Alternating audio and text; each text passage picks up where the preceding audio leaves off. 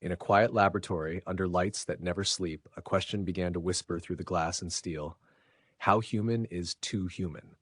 It started with promise. Tiny dishes, gentle motions, scientists guiding human cells to grow inside animal embryos, not to create monsters, but to solve impossible problems.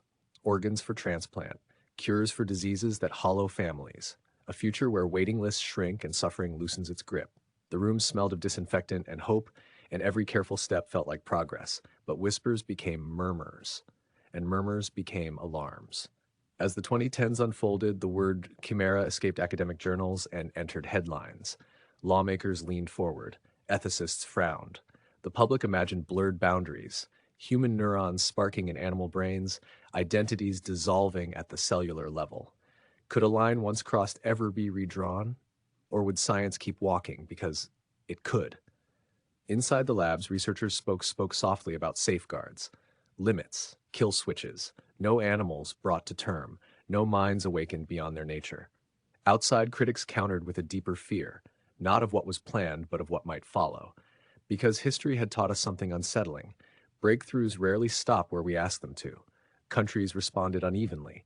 Some slammed doors shut with strict bans. Others cracked windows open with cautious approvals. Funding flowed, then froze. Papers were published, then paused. The world argued in fragments, each culture holding a different mirror to the same unease. And still, the cells grew. At the heart of the debate stood a human truth: desperation. Parents waiting for organs, patients watching time drain away. Scientists who had seen miracles happen under microscopes and truly believed, that restraint and compassion could coexist with discovery. Across from them stood another truth: dignity. The fear that in solving one suffering, we might quietly create another we don't yet know how to name. The tension tightened. Was this the edge of healing or the edge of ourselves? Then came the pause.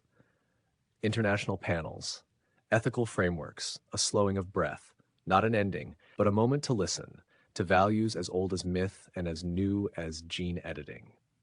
The realization settled in that this debate wasn't just about animals or cells.